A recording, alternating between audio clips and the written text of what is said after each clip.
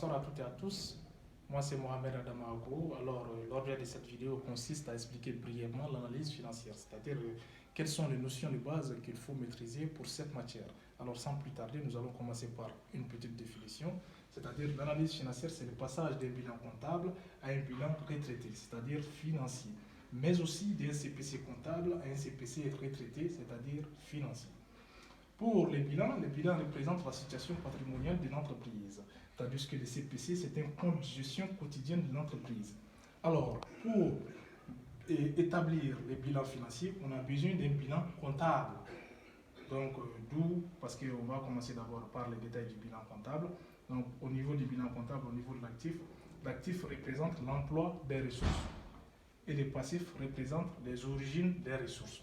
Donc, au niveau de l'actif, nous avons trois comptes, c'est-à-dire trois classes.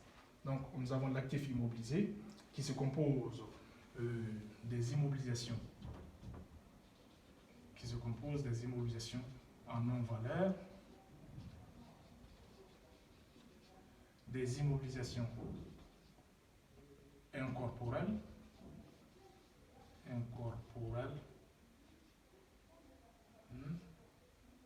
des immobilisations incorporelles, mais aussi des immobilisations financières. Alors, pour les immobilisations en non-valeur, c'est-à-dire c'est les charges engagées bien avant même, c'est-à-dire les charges engagées par l'entreprise bien avant l'activité même, quoi. C'est-à-dire ça peut être les dépenses, c'est-à-dire les charges engagées même avant même le commencement de l'activité. Donc, nous avons les immobilisations incorporelles. Comme son nom l'indique, c'est-à-dire c'est tout ce qui est immatériel. Donc, aussi, les immobilisations corporelles, c'est-à-dire c'est tout ce qui est matériel. Immobilisation corporelle, j'ai oublié ça, excusez. Les immobilisations corporelles. Donc, les immobilisations corporelles. Donc, après, nous avons les immobilisations financières, c'est-à-dire tout ce qui concerne les titres, par exemple les titres de financement et autres. Ensuite, nous avons l'actif circulant. L'actif circulant, c'est-à-dire le stock et les créances clients. Et enfin, nous avons les trésoreries actifs. Donc, au niveau du passif, nous avons les financements permanents, c'est-à-dire qui se composent des capitaux propres,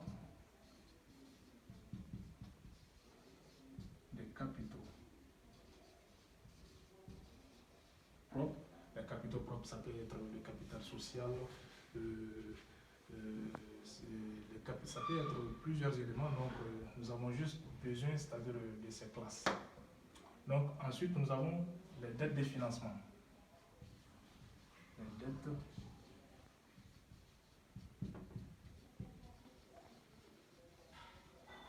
Les dettes de financement, c'est-à-dire les dettes à long terme. Donc, ensuite, nous avons les passifs circulants qui se composent des dettes fournisseurs et autres. Il y a plusieurs éléments, donc on va juste citer quelques-uns. Nous avons les dettes de financement.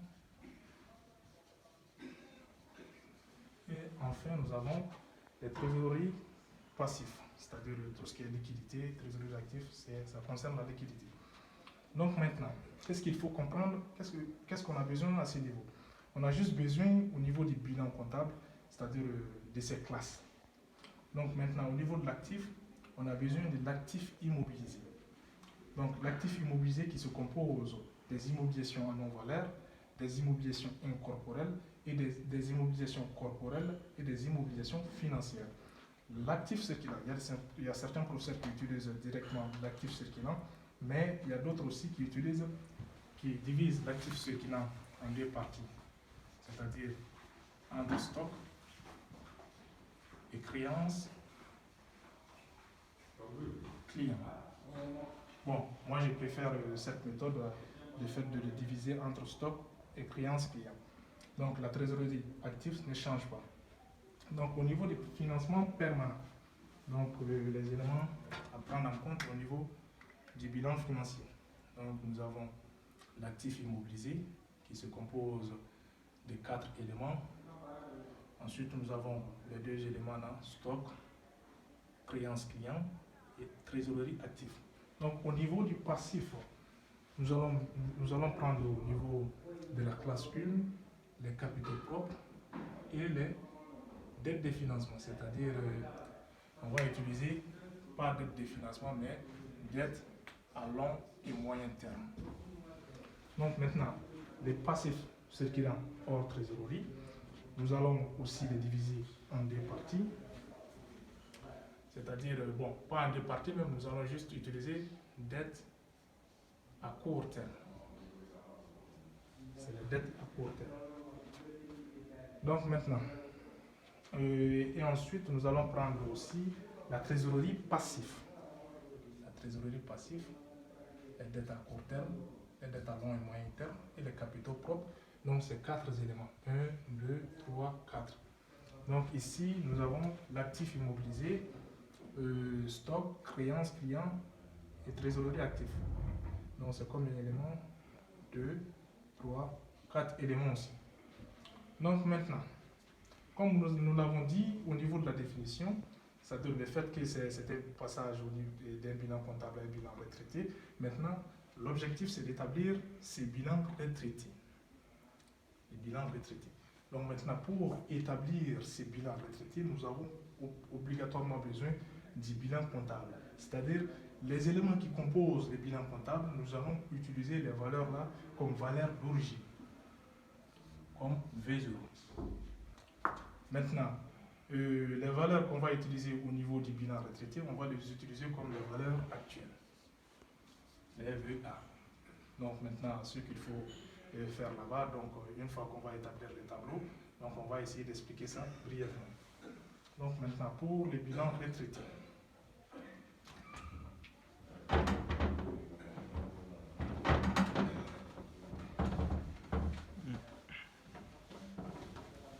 Excusez pour vous.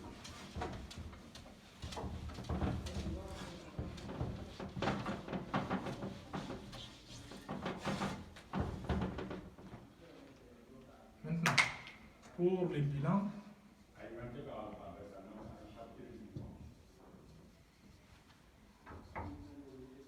retraités, c'est-à-dire les bilans financiers. Donc, pour établir ces bilans, on a deux possibilités, soit de les faire horizontalement, soit de les faire verticalement. Bon, peu importe la méthode choisie, ça revient à la même chose. Donc, si on aura le temps, on peut faire même les deux méthodes, mais on va commencer tout d'abord par la méthode horizontale. Maintenant, pour la méthode horizontale, pour la méthode horizontale, on l'établit comme ça.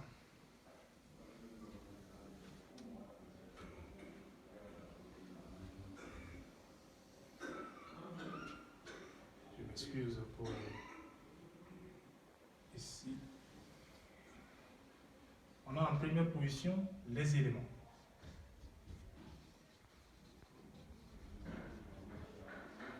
On a les éléments. Maintenant, on va diviser le reste du tableau entre l'actif et les passifs. C'est-à-dire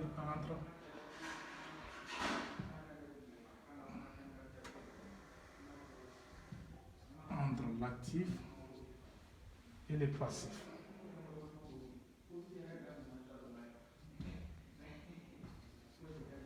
Maintenant, donc on va essayer de partager ça à part égalitaire. Donc,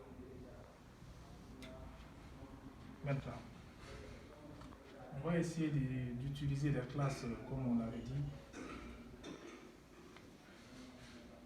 Donc maintenant, au niveau de l'actif du bilan retraité, nous avons l'actif immobilisé. On commence toujours par l'actif. Je vais abréger l'actif immobilisé. Ensuite, nous avons actif circulant hors trésorerie qui se divise entre stock et créance client. Donc, nous avons en première position, après l'actif immobilisé, stock. Donc, après stock, nous avons créance client. Nous avons créance client. Donc, je j'essaie d'abréger parce qu'on n'a pas de place. Donc ensuite, nous avons trésorerie TR, trésorerie actif. Donc comme vous le constatez, ça c'est la classe 2. Les deux parties là, ça c'est la classe 3 et ça c'est la classe 5. Donc au niveau du passif, nous allons prendre un élément de la classe 1, c'est-à-dire les capitaux propres.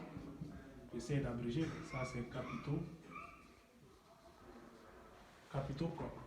Après capitaux propres, nous allons prendre un élément au niveau du financement permanent de la classe 1, c'est-à-dire les dettes à long et moyen terme. Donc après les dettes à long et moyen terme, nous avons les dettes à court terme. Je suis les dettes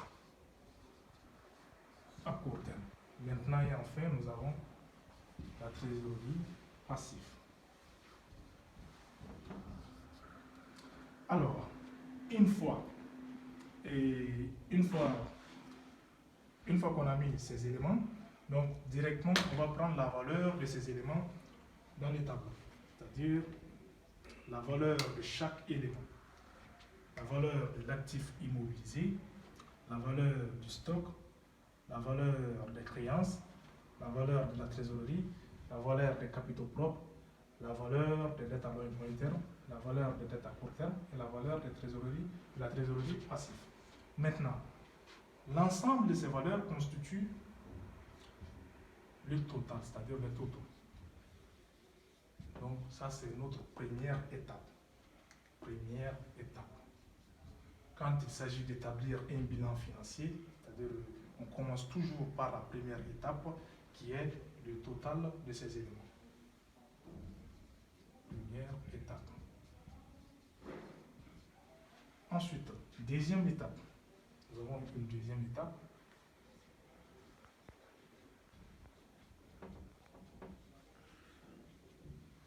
Deuxième étape qui est l'actif fictif. L'actif très important. On commence toujours par ces deux étapes. L'actif fictif. L'actif fictif, aussi appelé les immobilisations en non-valeur. On peut soit écrire l'actif fictif ou les immobilisations en non-valeur. C'est la même chose, mais il faut tenir compte juste des éléments des immobilisations en non-valeur. Donc, tout ce qu'on trouve au niveau du bilan comptable comme immobilisation en non-valeur, c'est-à-dire constitue l'actif fictif. Et c'est en moins. On prend la valeur en moins. Donc, la valeur en moins au niveau de l'actif immobilisé et la valeur en moins au niveau des capitaux propres.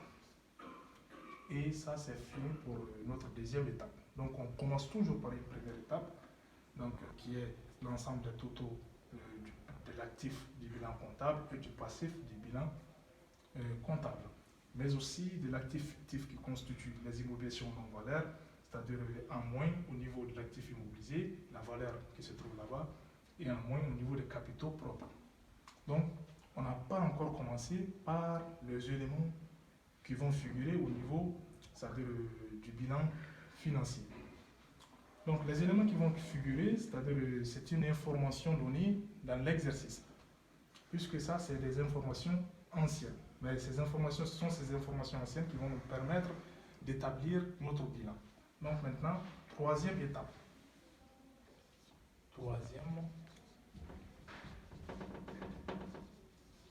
Troisième étape.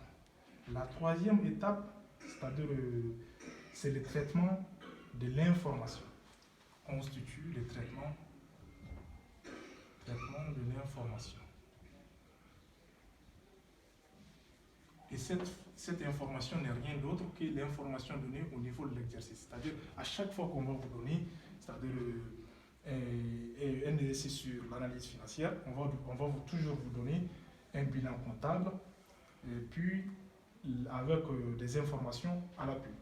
Donc, ce sont ces informations qui vont être traitées. Maintenant, pour ces informations, il faut comprendre certains éléments. C'est-à-dire, au niveau de ces informations, on peut avoir des plus-values ou des moins-values. Maintenant, on va commencer par le plus-value ou les moins-values. Au niveau des informations, on peut avoir les plus-values,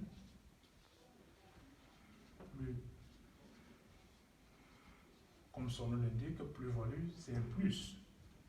Donc, ou le moins-value. Le moins-value, c'est un moins. Comme son nom l'indique, c'est un moins. Maintenant, pour les plus-values, avant d'arriver, on va essayer d'expliquer ça. Par exemple, supposons les plus-values se déterminent à travers les éléments du bilan comptable. Supposons qu'on avait un matériel ici, ou bien en commençant par le terrain d'abord. Supposons qu'on avait la valeur d'intérêt ici, et qui est au niveau de l'information, on dit que la valeur d'intérêt, supposons que c'était 200. Donc, et qu'au niveau de l'information, on nous dit que la valeur du terrain est estimée à 500. Donc, il faut mettre dans ta tête que, il faut mettre dans vos têtes que le terrain, c'est-à-dire ne perd jamais de sa valeur. Le terrain augmente toujours les valeurs.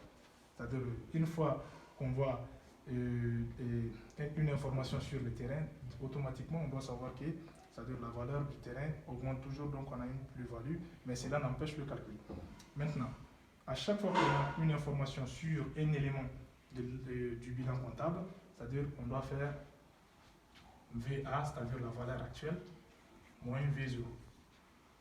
Donc, d'où les 500 moins les 200, c'est-à-dire qui est égal à 300. Donc, les 300 constituent une plus-value. 300 constitue une plus-value. Maintenant, pour les moins-values, nous allons faire les mêmes. On va prendre un exemple. Pour les moins-values, supposons qu'on avait un matériel. Un matériel d'un montant de 600.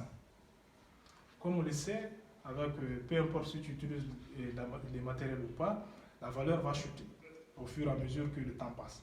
Donc, supposons qu'au niveau de l'information, on vous donne que les matériels de transport, supposons que ça c'était les matériels de transport. Le matériel de transport est évalué à 700. Est évalué, disons, non, puisque ça perd de la valeur, est évalué à 200. Donc, comme vous le constatez, à partir du moment que la valeur du matériel est estimée à 200, donc cela veut dire qu'il y a une chute. Donc, mais ça, c'est un raisonnement logique que tu dois faire, l'étudiant doit faire lui-même. Mais cela n'empêche le calcul. Donc, on fait toujours VA moins V0.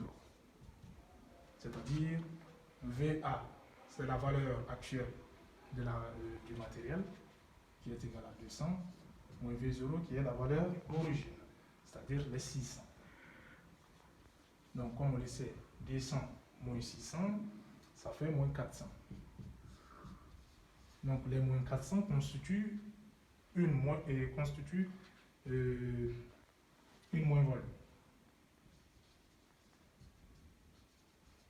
Moins-value.